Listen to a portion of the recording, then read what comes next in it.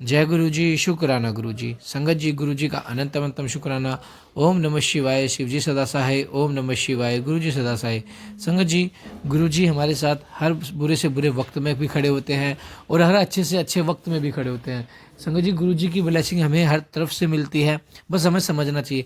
संगत जी, दुख आए तो समझो कि गुरु जी ने हमारे बुरे कर्म काट दिए हैं और हमें आने वाले समय के लिए अच्छा समय गिफ्ट में ब्लेस कर दिया है। और संगत जी, सुख आए तो समझो गुरु जी हमसे बहुत खुश है, हमारे अच्छे कर्मों का हमें फल दे रहे हैं और हमें अच्छी अच्छी ब्लेसिंग दे रहे हैं। गुरु जी हमें अपने अपार कृपा से हमें अच्छे जीवन जीने का आनंद दे रहे हैं। तो संगत जी, शिव पुराण का पाठ गुरु जी ने जो बताया कि शिव पुराण का पाठ करो, और आंटी जी इतनी प्यारी सेवा करती हैं। तो संगत जी, शिव पुराण के पाठ की एक बहुत ही अलग महत्वता है। संगत जी, यह आपके जीवन के सभी कष्टों को खत्म कर देगा, आपको एक न्यू लाइफ ब्लेस करेगा। आइए सत्संग को शुरू करते हैं गुरु मंत्र जाप से। पाठ को ओम नमः शिवाय, शिव जी सदा सहाय। ओम नमः शिवाय, गुरु जी सदा सहाय। जय गुरु जी। पाठ है शिव पुराण का आंटी जी के द्वारा। जय गुरु जी। माणिक्य जाल मालाभिनाम चित्र विचित्रताम पद्य रागेंद्र चिता मधुतताम शंकरेच्छ सोपान शत कैर्युक्तम सयप सेमतक विनम्रिते स्वर्ण सूत्र ग्रंथि युक्तेश्च चंदन पल्लवे इंद्र नील मणिस्थ भवेष्टिष्ठाम सुमोनोरम सुस्कृतम च सर्वत्र वासितम गंधवायुनः सहस्त्रयोजनयामा सम्पूर्ण बहुकिङ्करे द्वादश शङ्करं साम्भं तत्र विष्णुसुरेश्वरा वसन्तं मध्यदेशे च येतेन्दुदारवृतम् अमूल्यरत्ननिर्माण चित्रसिंहासनं स्थितं किरीटिनं कुण्डलिनं रत्नमालाविभूषितं भस्मोद्धूलितसर्वाङ्गं बिभ्रतं केलीपङ्कजं पुरतो गीतनृतज्ञश्च पश्यन्तः संस्थितं मुदा शान्तं प्रसन्नमनसम्मुखान्तं मोहलसम् देव्याः प्रतिताम्बूलं भुक्तवन्तं सुवासितं गणेशपर्या भक्त्या सेवितं श्वेतचाम्बरे स्तूयमानं च सिद्ध्यश्च भक्ति नम्रात् कंदरे गुणातीतं परशेनं त्रिदेवजनकं विभुं निर्विक्रम निराकारं साकारं सवेच्छ शिवम् अमायजं जमाध्यश्च मायाधीशं परात्परं प्रकृते पुरुषेऽपि परं सप्रभु सदा एवं विशिष्टं च त दृष्ट्वा परिपूर्णतं सम्यं विष्णु ब्रह्मातष्टुवतु प्रणम्य सकृताञ्जलिः।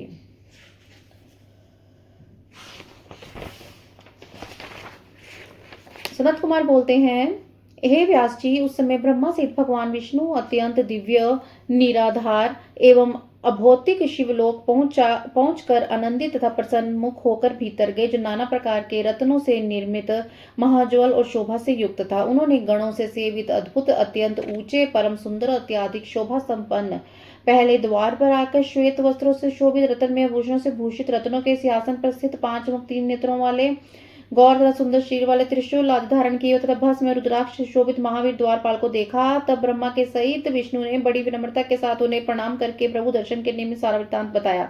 तब उन्होंने आज्ञा प्रदान की और वे उनके आज्ञा से प्रविष्ट हुए। दूसरा द्वार भी परम मनोहर विचित्र तथा अत्यंत प्रभा युक्त था। प्रभु के पास जाने के लिए उन्होंने वहां के द्वारपाल से वृतांत निवेदित किया और उस द्वारपाल ने आज्ञा प्राप्त करके वे द्वार से प्रविष्ट हुए। इस प्रकार 15 द्वारों में से क्रम से प्रवेश करके पद्योनी एक विशाल द्वार पर पहुंचे और उन्होंने वहां नंदी को देखा।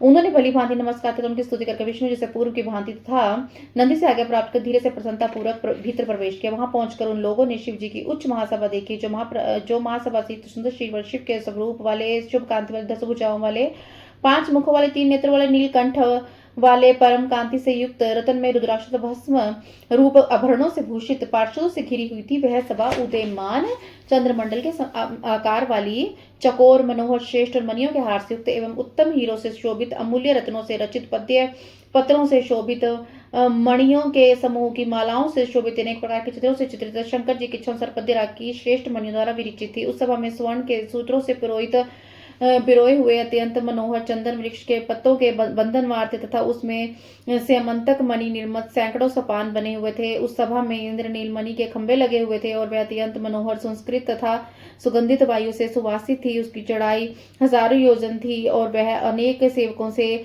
परिपूर्ण थी। सुरेश्वर विष्णु ने उस सभा में अम्बा पार्वती सहित भगवान शंकर को देखा। उस सभा के बीच में अमूल्य रत्न निर्मित विचित्र सिंहासन पर बैठे हुए शिव जी ताराओं के बीच में चंद्रमा की भांति शोभित हो रहे थे। वे किरीट, कुंडल एवं रत्नों की माला से शोभित थे।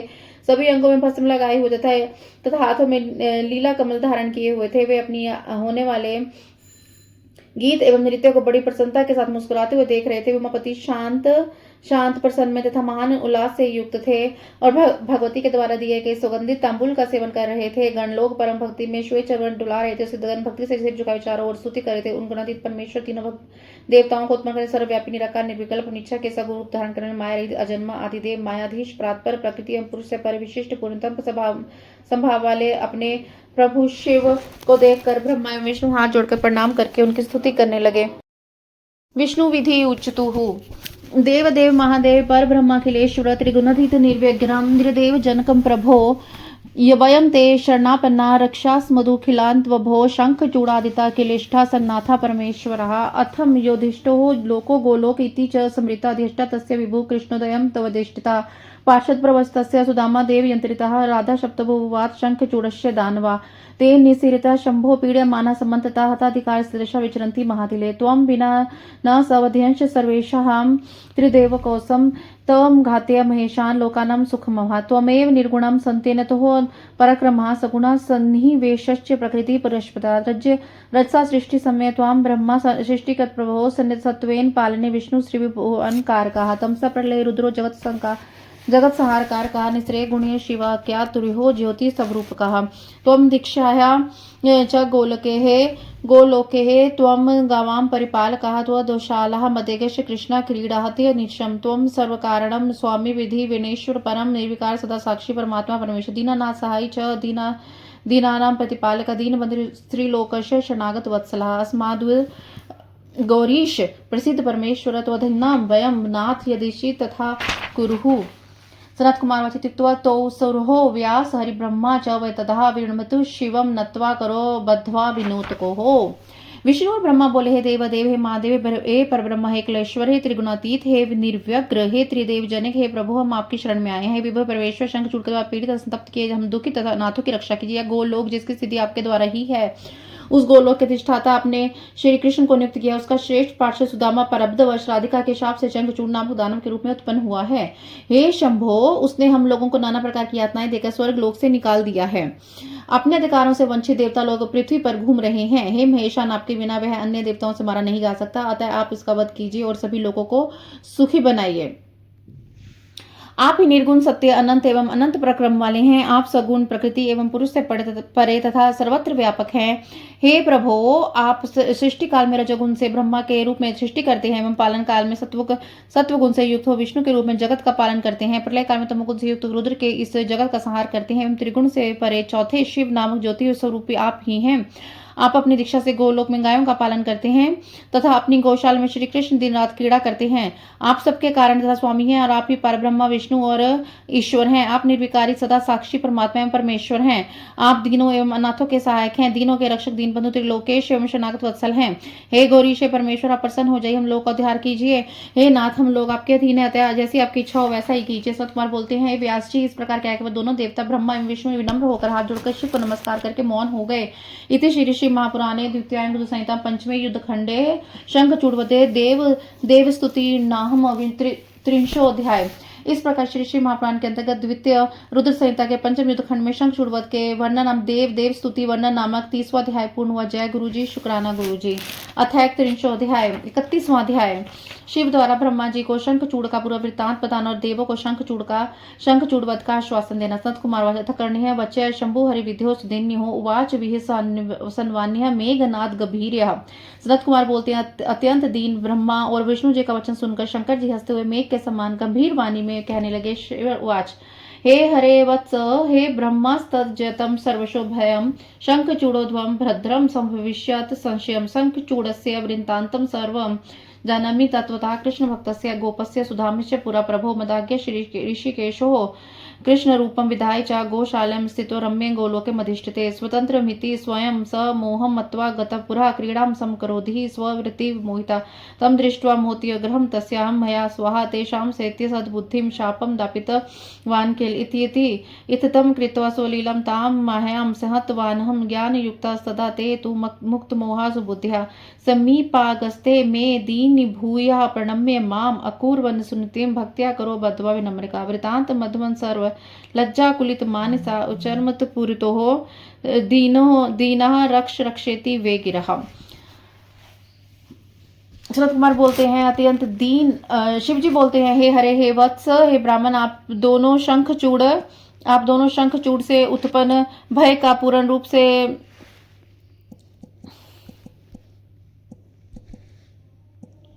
आप भय का पूर्ण रूप से त्याग कर दीजिए। आप लोगों का निसंदेह कल्याण होगा। हे प्रभु शंखचूड़ का सारा वृत्तांत जानता हूँ। वह पूर्व जन्म में श्री कृष्ण का परम भक्त सुदामा नामक गोप था। मेरी आज्ञा से विष्णु श्री कृष्ण का रूप धारण करके मेरे द्वारा अधिष्ठित में गोलोकी गौशाला में निवास करते हैं। मैं स्वतंत्र हूँ। अपने को ऐसा समझकर वे पहले मोहित हुए और इस प्रकार मोहित होकर स्वच्छंद की भांति नाना प्रकार की क्रियाएं करने लगे। तब मैंने उन्हें अपनी माया से मोहित कर दिया, जिससे उनकी सद्बुद्धि नष्ट हो गई और उनसे उस सुदामा को शाप दिला दिया। इस प्रकार अपनी लीला करके मैंने अपनी माया हटा ली। तब मोह से युक्त हो जाने का ज्ञान युक्त सद्बुद्धि युक्त हो गए। तब वे मेरे समीप आए।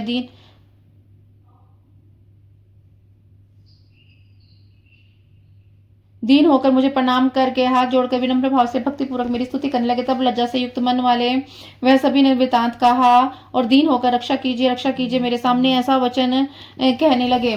तदा त्वं भवस्तेषां स्तुष्टं प्रोक्तवान् वचः भयं तेजति कृष्ण यूयं सर्वे मदाज्ञः रक्षकोऽहं सदा प्रीत्या सुभद्रं भविष्यति मदिच्छाखिलं जातमिदं सर्वं न संशयः।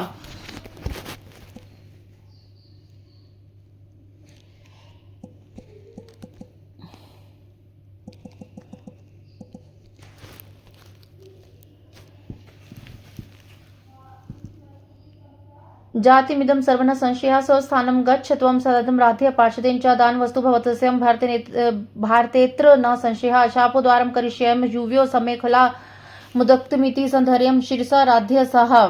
श्री कृष्णो मोद अत्यंतं स्वस्थानमत्सुधि न्यष्ठातं सभ्यं तत्र मदाराधन तत्परो मत्वाखिलं मदाधीनां स्वतंत्र निजं च वे स सुदामा भवद्राशापतो दानवेश्वर शंखचूड़ाभिदो देवद्रोही धर्म विचक्षणा क्लिश्नति सुभ्लात कृतसनम सदा देवगणम कुधि मन माया मोहित सोहिति दुष्ट मंत्री सहायवन् त्वदम त्यजता शेव मयि शास्त्री वे सती। तब उनसे संतुष्ट होकर मैंने यह वचन कहा, हे कृष्ण आप सभी मेरी आज्ञा के से भय का त्याग कर दीजिए। मैं आप लोगों का सदा रक्षक हूँ। मेरे प्रसन्न होने से आप लोगों का कल्याण होगा।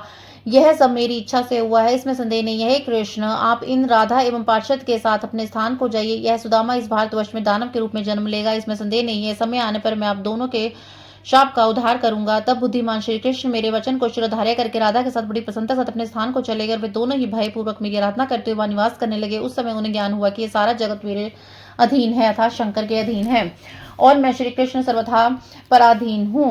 वह सुदामा राधा के शाप से शंखचूड़ नामक दानवेंद्र हुआ, जो धर्म में निपुण होकर देवद्रोही है और वह दुर्बुद्धि अपने बल से सभी देवगणों को सदा पीड़ा पहुंचा रहा है। मेरी माया से मोहित होने के कारण उसे दुष्ट मंत्रियों की सहायता भी प्राप्त हो रही है। तब मुझ शासक के रहते आप लोग शीघ्र ही उसके भय का त्याग कर दीजिए। सनत कुमार उवाच इत्युच्वान् शिवो यावधि ब्रह्मपुरकथाम् अभवतद्वनच्य चरितं तन्मुने शृणु। तस्मिन्नन्तरे कृष्णो राध्यः पार्षदे सह सदोपरयो शम्भुमनुकूलितं प्रभुं प्रणम्य सदक्त्या मिलित्वा हरिमदरात् सम्मतो विधिना प्रीत्या संतस्तो शिवशासनात्। ततः शम्भुं पुनत्वा तुष्टां विहितांजलि श्रीकृष्णो मोहनिमुक्ता ज्ञात्वा तत्त्वं शिवस्य हि।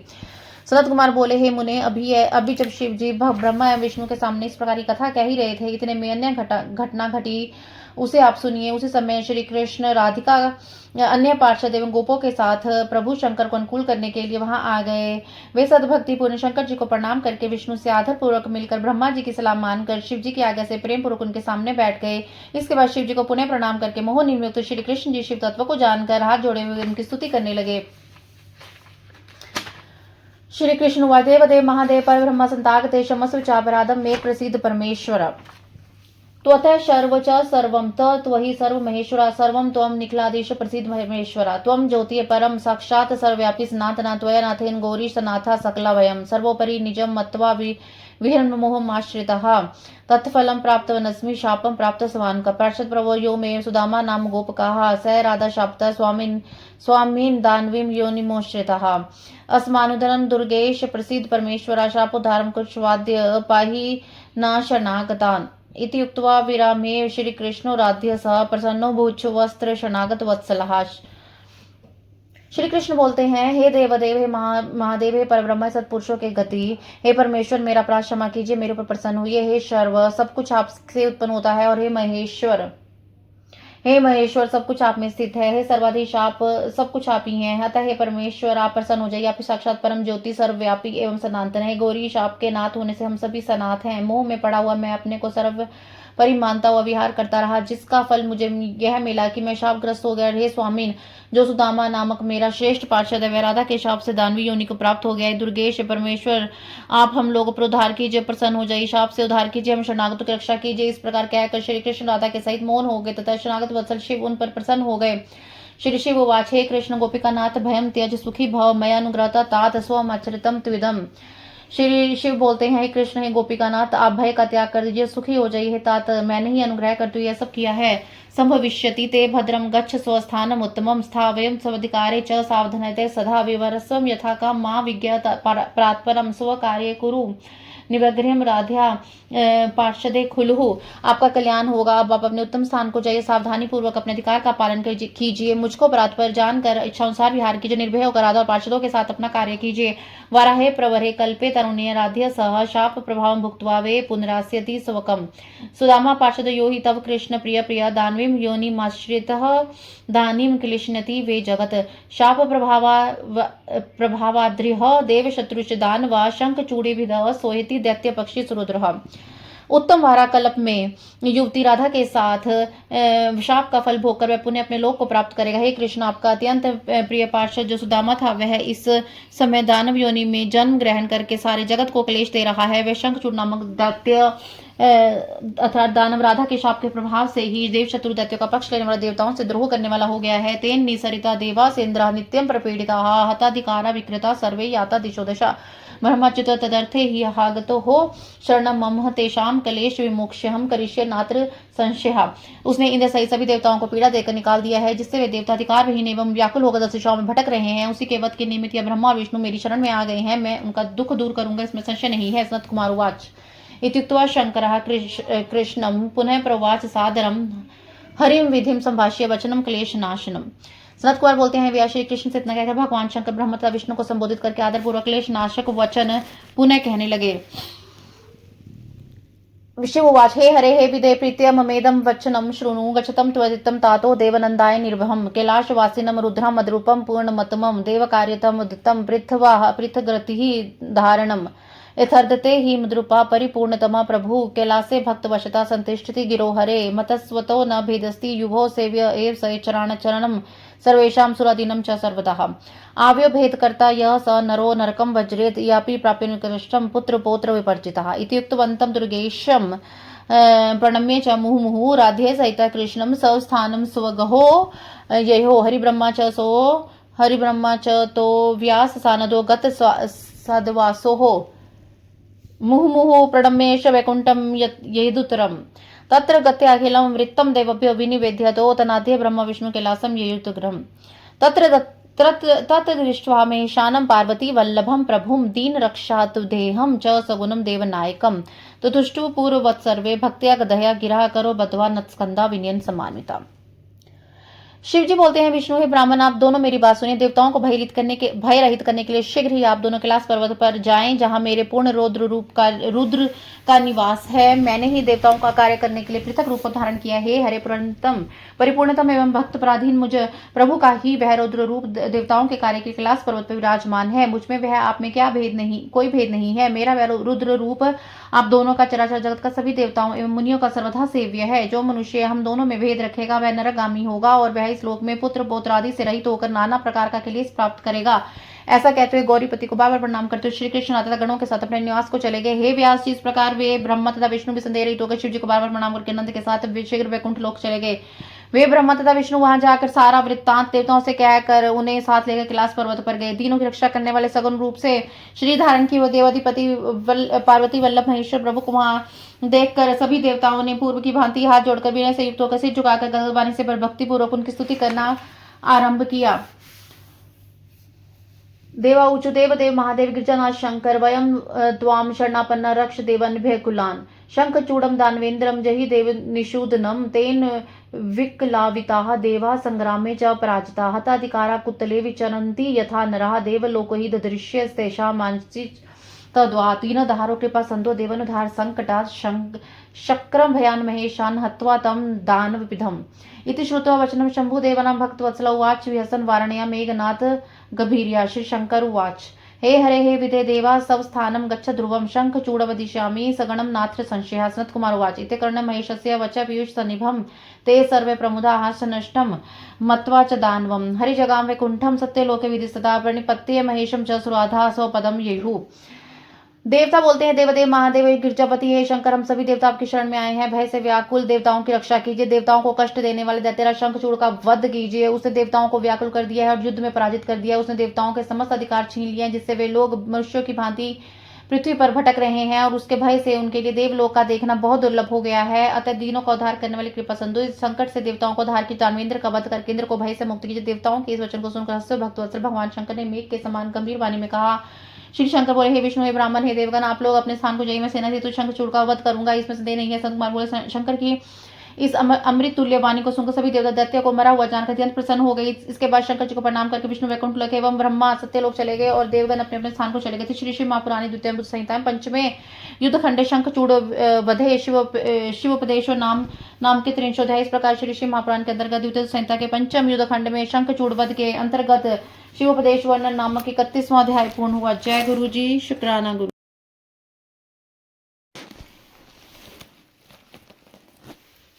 अथ द्वात्रिंशो अध्याय 32वां अध्याय। भगवान शिव के द्वारा शंखचूड़ को समझाने के लिए गंधर्वराज चित्ररथ अथवा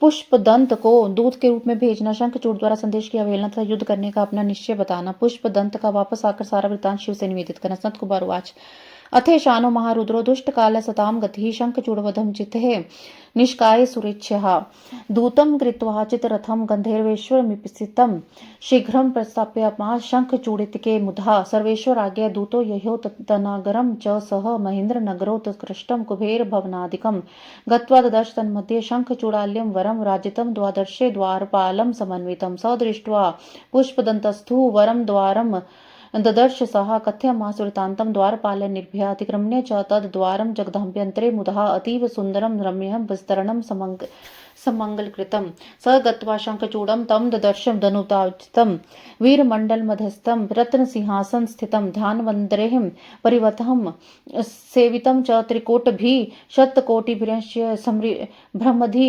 शस्त्रपाणिभिः एव भूतं च तं दृष्ट्वा पुष्पदन्तं सविस्मयः उवाच रणवृत्तान्तं यदुक्तं शंकरेण च। पुष्पदंत उवाच राजेन्द्र शिवदूतो होम पुष्पदंताभिधे प्रभो युदक्तं शंकरेण वितृच्छनुं त्वं भ्रीमित।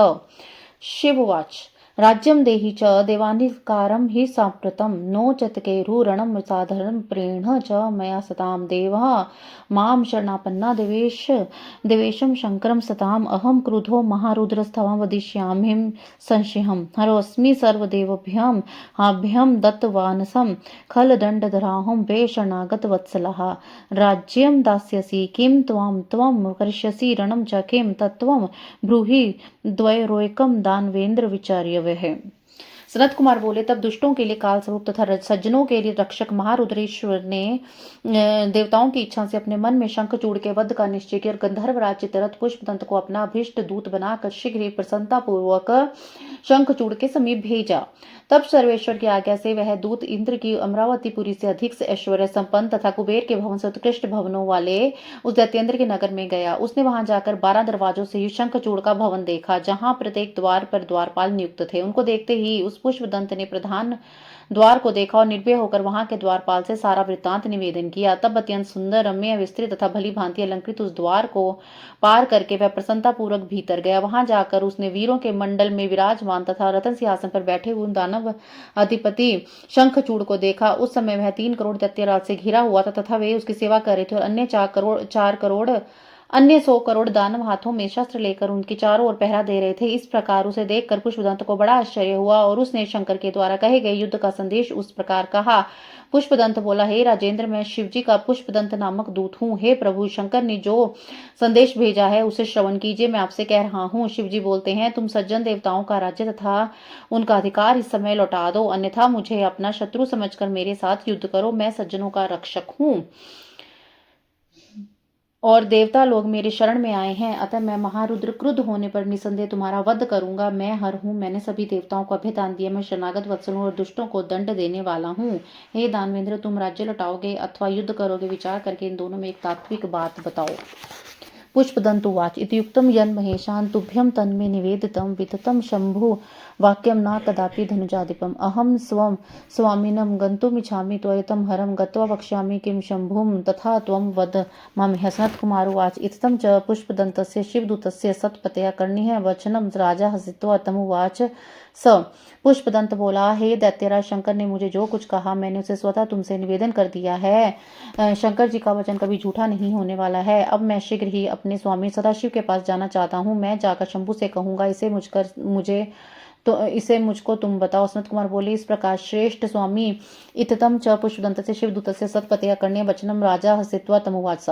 इस प्रकार श्रेष्ठ स्वामी वाले शिवदूत पुष्पदंत की यह बात सुनकर दानवेंद्र हंसकर उनसे कहने लगा। शंखचूड़ उवाच, राज्यम दास्य न देवभ्य वीर भोगे वसुंधरा रणम दास्यामि ते रुद्र देवानां पक्षपातिने यस्योपरि प्राय स्यात्स वीरो भवनेदम अतः पूर्वमेहि रुद्र त्वां गमिष्याम्य संशयं प्रभात आगमिष्यामि वीर यात्रा विचारता तम गच्छाचक्ष्व रुद्राय विहिदृशं वचनं मम। इति श्रुत्वा शंखचूड़ वचनं सुप्रस्य च उवाच दानवेंद्रं स शंभुदूतस्तु गर्वितम्। मैं देवताओं को राज्य नहीं दूंगा, यह पृथ्वीवीर भोग गया है। हे रुद्र, देवताओं के पक्ष में रहने वाले तुमसे युद्ध करूंगा। जिस राजा की ऊपर चढ़ाई की जाती है वह भुवन में अधम वीर होता है, अतः हे रुद्र, मैं निश्चित रूप से पहले तुम्हारे ऊपर चढ़ाई करूंगा। हे दूत, तुम जाओ और मेरे वचन रुद्र से कह दो कि मैं वीर यात्रा के विचार से प्रातः काल आऊंगा। इति श्रुत्वा शंखचूड़ वचनं सुप्रस्य च उवाच दानवेंद्रं च शंभुस्तु गर्वितम्। शंखचूड़ का वचन सुनकर शिवदूत ने हंसकर गर्वयुक्त उस दानवेंद्र से कहा। पुष्पदंत उवाच, अन्येषामि राजेन्द्र गणनां शंकरस्य च न स्थातुं समख्य योग्य कि पुनस्तस्य सम्मुखं स त्वं देहि च देवनामधिकारिणी स्वर्षा त्वमरं गच्छ पातालं यदि जीवितुम् इच्छसि सामान्यमर्हं तम नो विधि दानव सतम। शंकर परमात्मा ही सर्वेषां महेश्वरा। इंद्राद्या सकला देवा यस्य याज्ञवर्तिना सदा सप्राज्यपतः सिद्धा मुनयश्चाप्य महेश्वरा। हर्विदेशे स स्वामी निर्गुण सगुण स हि यस्य भूमिर्गिरिं मात्रेण सर्वेषां परलेयो भवेत्। शिवस्य पूर्ण रूपस्य लोक संहारकार का सताम गति दुष्टंतर निर्विकार परात्परः। पुष्पदंत बोला, हे राजेंद्र, तुम शिवजी के अन्य गणों के साथ वहीं नहीं ठहर सकते, तब शिवजी के सम्मुख कैसे खड़े हो सकते हो? अतः तुम्हें उचित नहीं है कि देवताओं का समस्त अधिकार उन्हें प्रदान करो। यदि जीवित रहना चाहते हो तो शीघ्र ही पाताल में चले जाओ। धर्मश्रेष्ठ, तुम शंकर जी को सामान्य देवता मत समझो। शंकर जी सभी ईश्वरों के ईश्वर परमात्मा है। हे दैत्येंद्र, प्रजापतियों के सहित इंद्रादि समस्त देवता, सिद्ध मुनि गण तथा नागराज सभी सर्वदा उनकी आज्ञा में रहते हैं। विष्णु तथा ब्रह्मा के स्वामी है। वे निगुण होकर भी सगुण हैं, वे सगुण होकर भी निर्गुण हैं, जिनके भ्रुकुटी को टेढ़ा करने मात्र से सभी का प्रलय हो जाता है। शिवजी का यह पूर्ण रूप लोक संहार कारक है। वे सज्जनों के रक्षक, दुष्टों के हंता, निर्विकार तथा पर से भी परे हैं। ब्रह्माधिपति सोऽपि हरेपि महेश्वरा मान्यं न वे तस्य शासनं दानवर्षभः। किं बहुतेन राजेन्द्र मनसा सविचार्य च रुद्रं विधि महेशानं परं ब्रह्मा चिदात्मकम्। देहि राज्यं देवानामधिकारिणश्च सर्वशः एव ते कुशलं तात भविष्यन्यथा भयम्। वे महेश्वर ब्रह्मा और विष्णु के अधिपति हैं। दानवश्रेष्ठ, उनकी आज्ञा क्या अवहेलना नहीं करनी चाहिए। हे राजेंद्र, बहुत कहने से क्या लाभ? तुम मन में विचार करके रुद्र को हमेशा चिदात्मक पर ब्रह्म जानो, अतः तुम देवताओं का राज्य संपूर्ण अधिकार लौटा दो। हे तात, ऐसा करने से तुम्हारा कल्याण होगा, अन्यथा भय होगा। सनत कुमार उवाच, श्रुत्वा दानवेंद्र शंखचूड़ प्रतापवान् उवाच शिवदूतं तं भवितव्य विमोहिता दूत की इस प्रकार की बात सुनकर प्रतापी दानवेंद्र शंखचूड़ भवितव्य से मोहित होकर इस शिवदूत से कहने लगा। शंखचूड़वाच स्वतो राज्यम न दास्यामि न अधिकारं विनाश्यत विना युद्धम ईशान सत्यमेतद् ब्रवीमि। कालदिनं जग सर्वं विघ्य सचारजं कालाद्वति सर्वं हि विनश्यति न कालतः। त्वं गच्छ शंकरं रुद्रं मयोक्तं वद तत्त्वतः स च युक्तं करोत्वेहं बहुवार्तं करुष्व। सनत्कुमार इत्युक्त्वा शिवदूतोऽस्तु जगाम सौम्येन निजं यथार्थ कथ्यम्।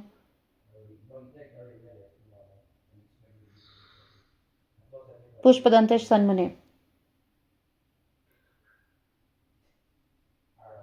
शंखचूड़ बोला, हे दूत, मैं सत्य कहता हूँ कि शिव के बिना युद्ध के स्वयं न तो देवताओं का राज्य दूंगा न अधिकार दूंगा। इस संपूर्ण चराचर जगत के काल के अधीन जानना चाहिए। काल से ही सब कुछ उत्पन्न होता है तथा काल से विनिष्ट हो जाता है। तुम रुद्र शंकर के पास जाओ, यथार्थ रूप से मेरी द्वारा कही गई बात कह दो, जैसा उचित हो वैसा ही करे। तुम बहुत बातें मत करो। सनत कुमार बोले, हे मुनि, इस प्रकार बात करके वह पुष्पदंत नामक का शिवदूत अपने स्वामी के पास चला गया और उसे सारा वृत्तांत यथार्थ रूप से निवेदित किए थे। श्री अपने द्वितीय युद्ध संहिता पंचमे युद्धखंडे शंखचूड़ वधे दूत गमनम नाम द्वात्रिंशोऽध्याय। इस प्रकार श्री कृष्ण भगवान के अंतर्गत द्वितीय रुद्र संहिता के पंचम युद्धखंड में शंखचूड़ वध के अंतर्गत दूत गमन वर्णन नामक 32वां अध्याय पूर्ण हुआ। जय गुरु जी, शुक्राना।